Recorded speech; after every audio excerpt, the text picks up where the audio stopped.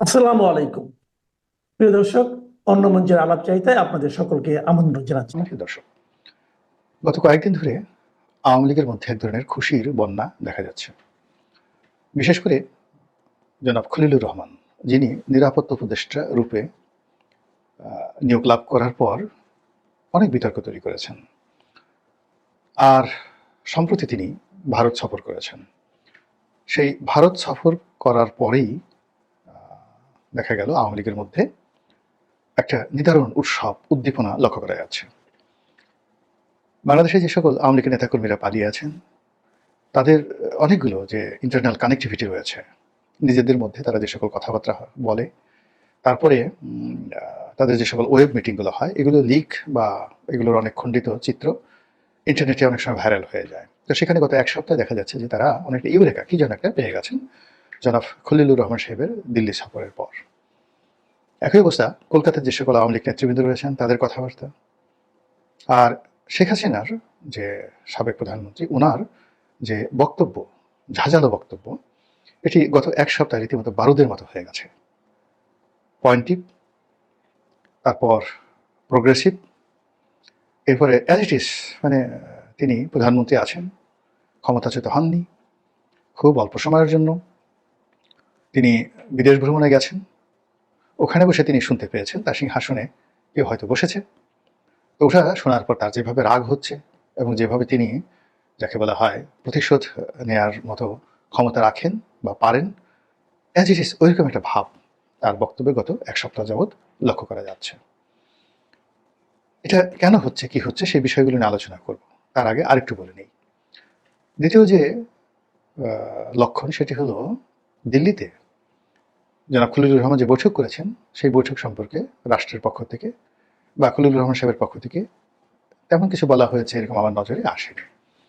কিন্তু ওখানে তিনি ছিলেন, তার সঙ্গে ভারতের কর্তৃপক্ষ ছিলেন, অজিত দোভাল ছিলেন। অজিত দোভালের সঙ্গে আবার মার্কিন রাষ্ট্রদূত ভারতে যিনি আছেন নিয়োজিত, সেই মার্কিন রাষ্ট্রদূত ছিলেন। এরকম বৈঠক হয়েছে, নানা রকম সেই বৈঠকের মানে সত্য মিথ্যা বানানো উৎসাহ, what ever maybe, does not matter. Awami লীগের যারা লোকজন রয়েছেন সোশ্যাল মিডিয়াতে, তারা এত চমৎকারভাবে তারা সেই জিনিসগুলো প্রচার করছেন, আপনি যদি শোনেন, মানে আমার কাছে মনে হয় অনেকগুলো বক্তব্য একেবারে ডাহা মিথ্যা। কিন্তু তাদের বক্তব্য শুনলে মনে হবে যে অজিত দোভাল, মার্কিন রাষ্ট্রদূত এবং জনাব খলিলুর রহমান তারা যখন বৈঠক করছিলেন, তো বৈঠকের আগে তিনজনই সেই ইউটিউবার বা কন্টেন্ট ক্রিয়েটার, তাদের সঙ্গে আলাপ আলোচনা করেছেন, সেই ইউটিউবার শিখিয়ে দিয়েছেন তিনজনকে এভাবে এভাবে কথা বলবে।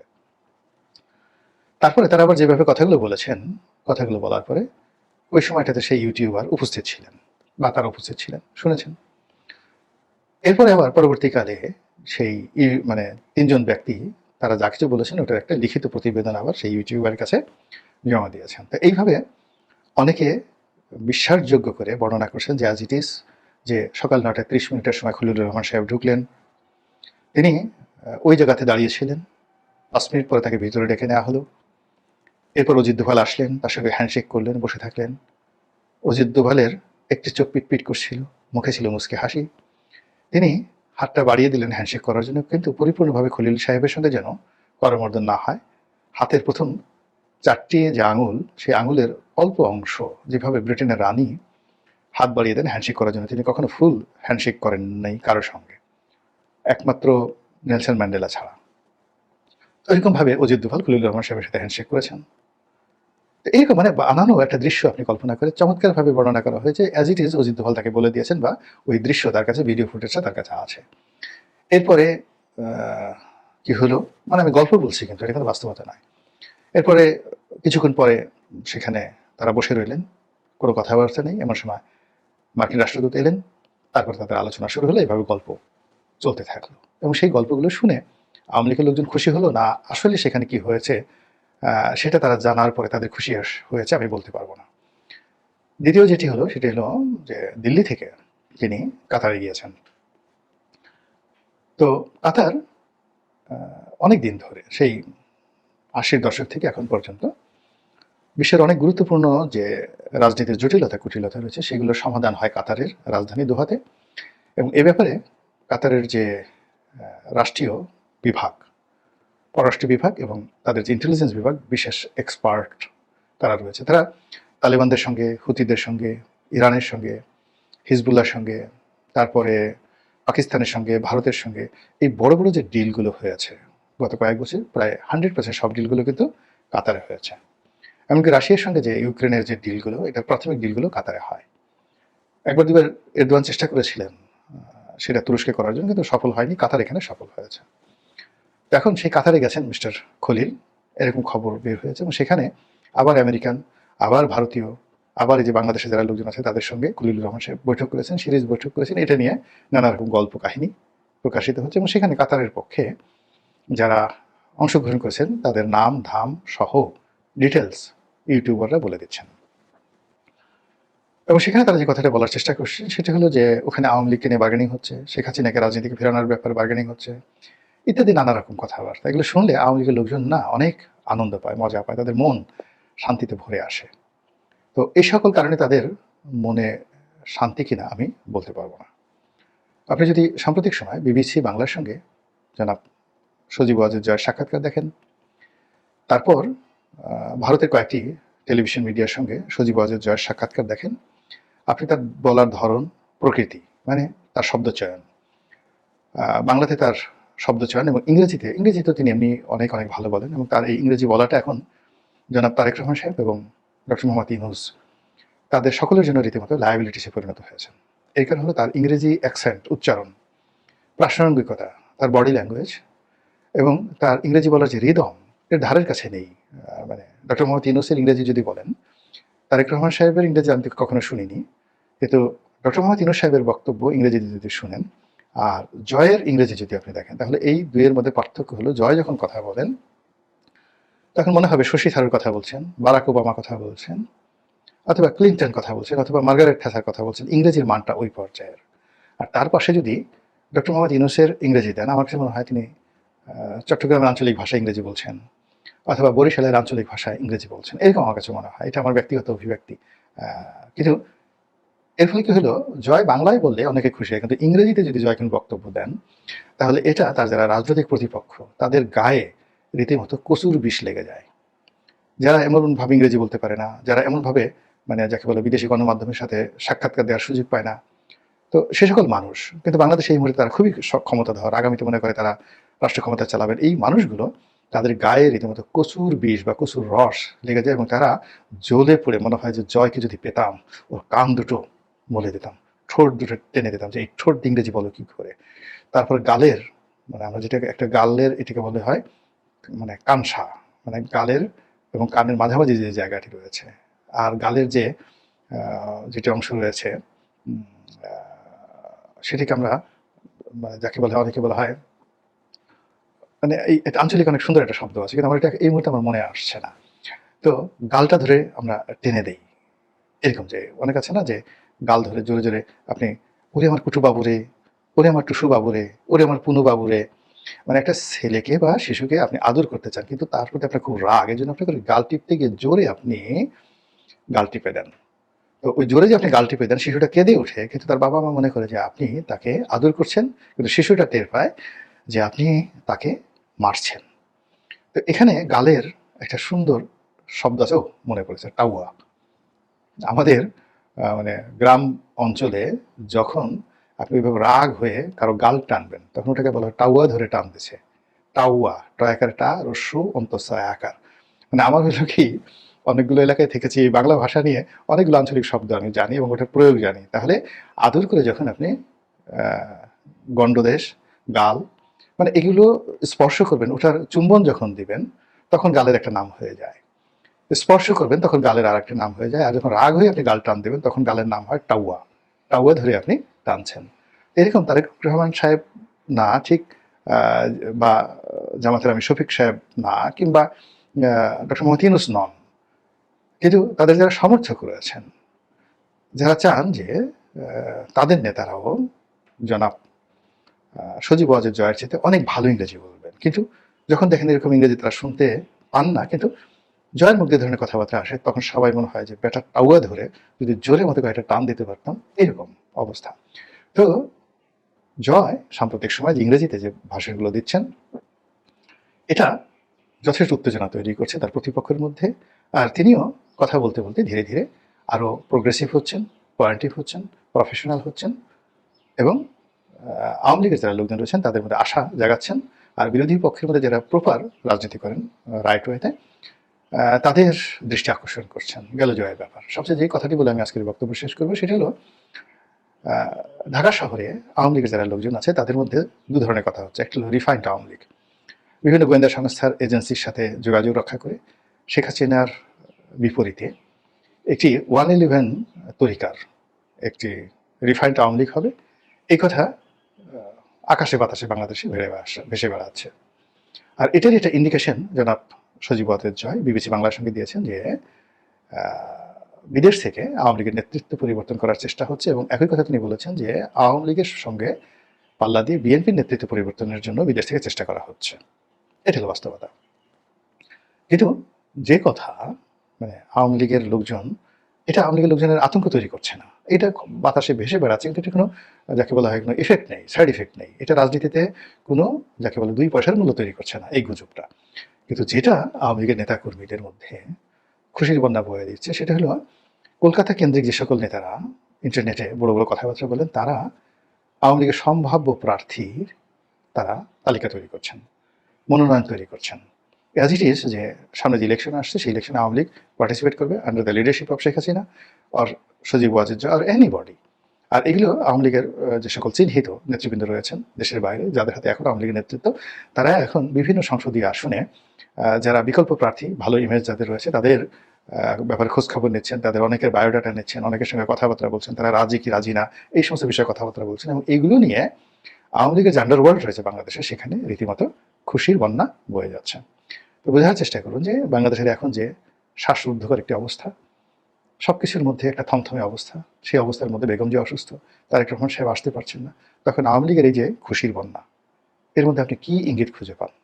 চিন্তা করতে থাকুন, ভাবতে থাকুন আর দেখতে থাকুন যে এই বাংলায় কি কি ঘটে আগামী দিনগুলোতে। মহান আল্লাহ রাব্বুল আলামিন আমাদের সবাইকে হেদায়েত দান করুন এবং হেফাজত করুন। আসসালামু আলাইকুম ওয়া রাহমাতুল্লাহি ওয়া বারাকাতুহু। গত কয়েকদিন ধরে আওয়ামী লীগের মধ্যে এক ধরনের খুশির বন্যা দেখা যাচ্ছে। বিশেষ করে জনাব খলিলুর রহমান, যিনি নিরাপত্তা উপদেষ্টা রূপে নিয়োগ লাভ করার পর অনেক বিতর্ক তৈরি করেছেন। আর সম্প্রতি তিনি ভারত সফর করেছেন। সেই ভারত সফর করার পরেই দেখা গেল আওয়ামী লীগের মধ্যে একটা নিদারুণ উৎসব উদ্দীপনা লক্ষ্য করা যাচ্ছে।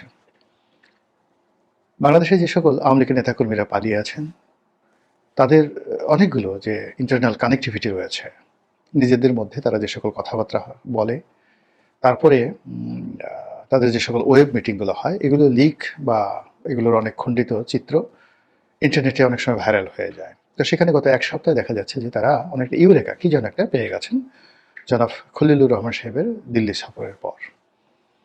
একই অবস্থা কলকাতার যে সকল আওয়ামী লীগ নেতৃবৃন্দ রয়েছেন তাদের কথাবার্তা, আর শেখ হাসিনার যে সাবেক প্রধানমন্ত্রী, ওনার যে বক্তব্য, ঝাঁঝালো বক্তব্য, এটি গত 1 সপ্তাহে রীতিমতো বারুদের মতো হয়ে গেছে।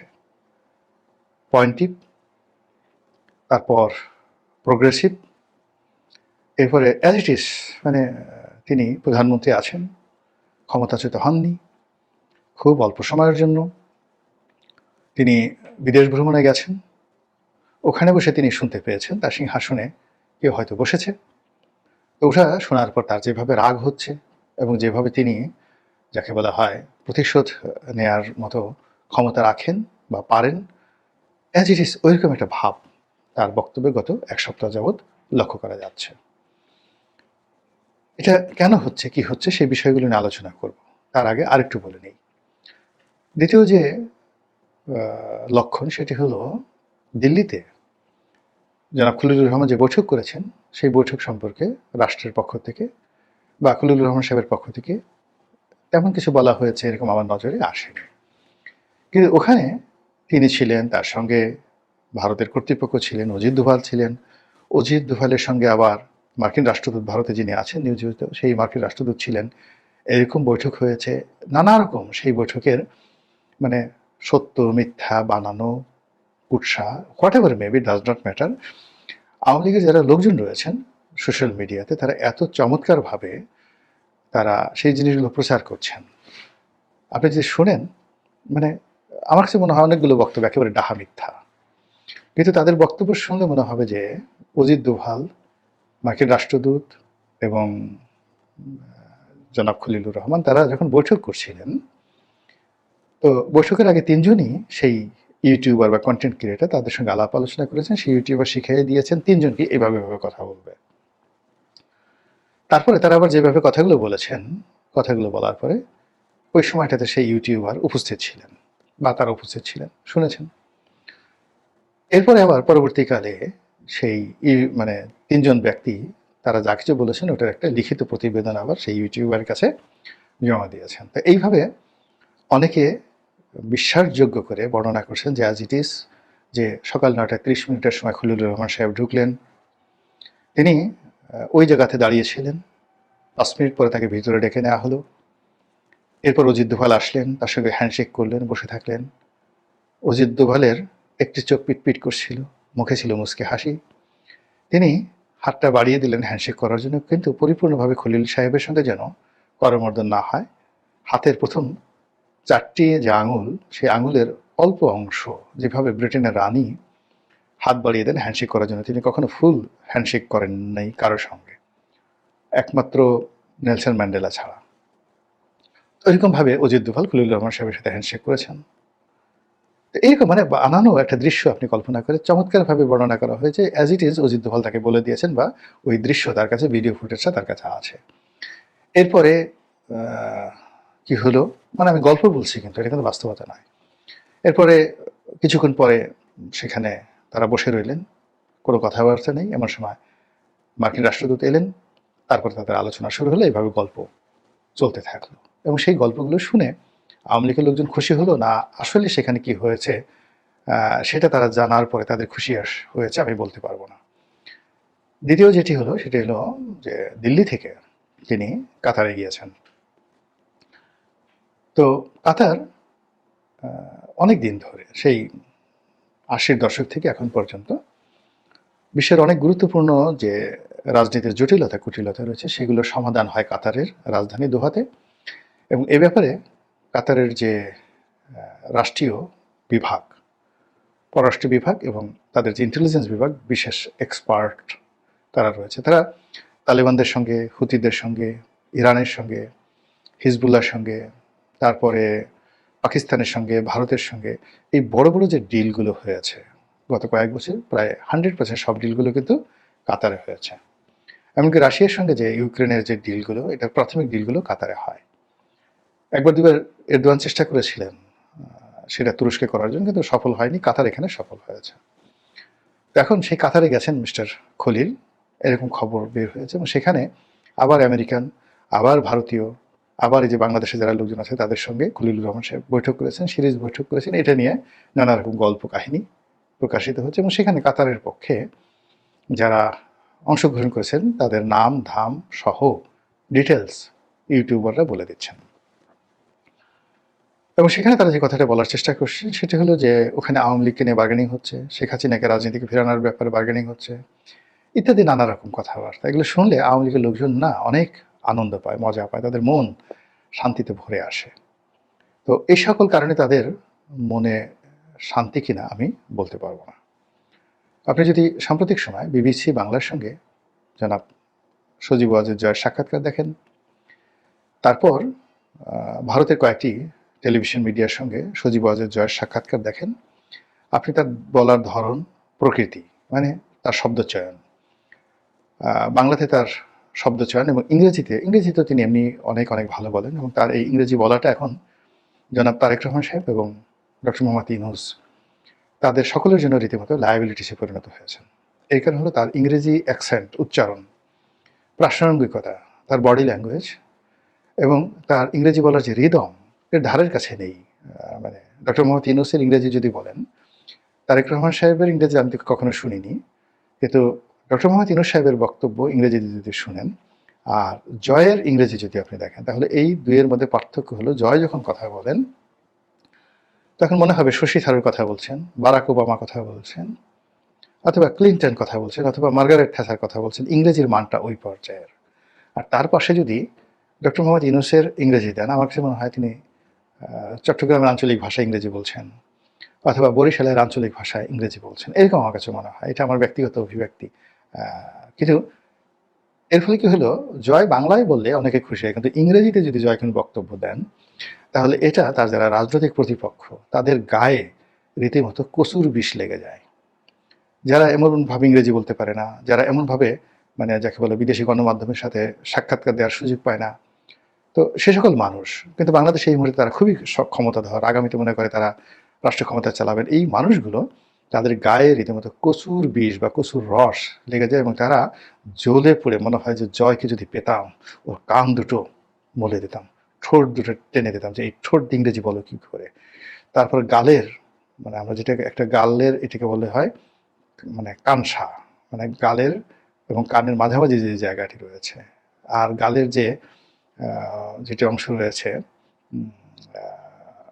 সেটিকে আমরা মানে যাকে বলা হয় অনেকে বলা হয় মানে এই এটা আঞ্চলিক অনেক সুন্দর একটা শব্দ আছে, কিন্তু আমার এটা এই মুহূর্তে আমার মনে আসছে না। তো গালটা ধরে আমরা টেনে দেই, এরকম যে অনেক আছে না যে গাল ধরে জোরে জোরে আপনি ওরে আমার কুটু বাবুরে, ওরে আমার টুসু বাবুরে, ওরে আমার পুনু বাবুরে, মানে একটা ছেলেকে বা শিশুকে আপনি আদর করতে চান কিন্তু তার প্রতি আপনার খুব রাগ, এই জন্য আপনাকে গাল টিপতে গিয়ে জোরে আপনি গাল টিপে দেন। তো ওই জোরে যে আপনি গাল টিপে দেন শিশুটা কেঁদে ওঠে, কিন্তু তার বাবা মা মনে করে যে আপনি তাকে আদর করছেন, কিন্তু শিশুটা টের পায় যে আপনি তাকে মারছেন। তো এখানে গালের একটা সুন্দর শব্দ আছে, ও মনে পড়েছে, টাউয়া। আমাদের মানে গ্রাম অঞ্চলে যখন আপনি ওইভাবে রাগ হয়ে কারো গাল টানবেন তখন ওটাকে বলা হয় টাউয়া ধরে টানতেছে। টাউয়া টয়াকার টা রস্যু অন্তঃসয় আকার। মানে আমার হইল কি অনেকগুলো এলাকায় থেকেছি, বাংলা ভাষা নিয়ে অনেকগুলো আঞ্চলিক শব্দ আমি জানি এবং ওটার প্রয়োগ জানি। তাহলে আদর করে যখন আপনি গণ্ডদেশ, গাল মানে এগুলো স্পর্শ করবেন, ওটার চুম্বন যখন দিবেন তখন গালের একটা নাম হয়ে যায়। স্পর্শ করবেন তখন গালের আর একটা নাম হয়ে যায়, আর যখন রাগ হয়ে আপনি গাল টান দেবেন তখন গালের নাম হয় টাউয়া। টাউয়া ধরে আপনি টানছেন। এরকম তারেক রহমান সাহেব না ঠিক বা জামাতের আমি শফিক সাহেব না, কিংবা ডক্টর মোহাম্মদ ইউনূস নন, কিন্তু তাদের যারা সমর্থক রয়েছেন, যারা চান যে তাদের নেতারাও জনাব সজীব ওয়াজেদ জয়ের চেয়ে অনেক ভালো ইংরেজি বলবেন, কিন্তু যখন দেখেন এরকম ইংরেজি তারা শুনতে পান না, কিন্তু জয়ের মুখ দিয়ে ধরনের কথাবার্তা আসে, তখন সবাই মনে হয় যে বেটা টাউয়া ধরে যদি জোরে মতো কয়েকটা টান দিতে পারতাম, এরকম অবস্থা। তো জয় সাম্প্রতিক সময় যে ইংরেজিতে যে ভাষণগুলো দিচ্ছেন এটা যথেষ্ট উত্তেজনা তৈরি করছে তার প্রতিপক্ষের মধ্যে, আর তিনিও কথা বলতে বলতে ধীরে ধীরে আরও প্রোগ্রেসিভ হচ্ছেন, পয়েন্টিভ হচ্ছেন, প্রফেশনাল হচ্ছেন এবং আওয়ামী লীগের যারা লোকজন রয়েছেন তাদের মধ্যে আশা জাগাচ্ছেন, আর বিরোধী পক্ষের মধ্যে যারা প্রপার রাজনীতি করেন রাইট ওয়েতে তাদের দৃষ্টি আকর্ষণ করছেন। গেল জয়ের ব্যাপার। সবচেয়ে যে কথাটি বলে আমি আজকের বক্তব্য শেষ করবো সেটি হলো ঢাকা শহরে আওয়ামী লীগের যারা লোকজন আছে তাদের মধ্যে দু ধরনের কথা হচ্ছে। একটা হলো রিফাইন্ড আওয়ামী লীগ, বিভিন্ন গোয়েন্দা সংস্থার এজেন্সির সাথে যোগাযোগ রক্ষা করে শেখ হাসিনার বিপরীতে একটি 111 তরিকার একটি রিফাইন্ড আওয়ামী লীগ হবে, এই কথা আকাশে বাতাসে বাংলাদেশে ভেসে বেড়াচ্ছে। আর এটারই একটা ইন্ডিকেশন জনাব সজীব ওয়াজেদ জয় বিবিসি বাংলার সঙ্গে দিয়েছেন যে বিদেশ থেকে আওয়ামী লীগের নেতৃত্ব পরিবর্তন করার চেষ্টা হচ্ছে, এবং একই কথা তিনি বলেছেন যে আওয়ামী লীগের সঙ্গে পাল্লা দিয়ে বিএনপির নেতৃত্ব পরিবর্তনের জন্য বিদেশ থেকে চেষ্টা করা হচ্ছে। এটা হলো বাস্তবতা। কিন্তু যে কথা মানে আওয়ামী লীগের লোকজন, এটা আওয়ামী লীগের লোকজনের আতঙ্ক তৈরি করছে না, এটা বাতাসে ভেসে বেড়াচ্ছে, কিন্তু এটা কোনো যাকে বলা হয় কোনো ইফেক্ট নেই, সাইড ইফেক্ট নেই, এটা রাজনীতিতে কোনো যাকে বলে 2 পয়সার মূল্য তৈরি করছে না এই গুজবটা।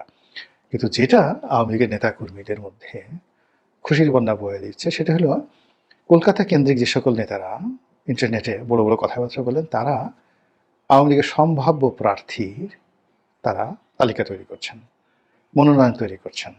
অ্যাজ ইট ইজ যে সামনে যে ইলেকশন আসছে সেই ইলেকশনে আওয়ামী লীগ পার্টিসিপেট করবে under the leadership of Sheikh Hasina or Sajeeb Wazed Joy or anybody.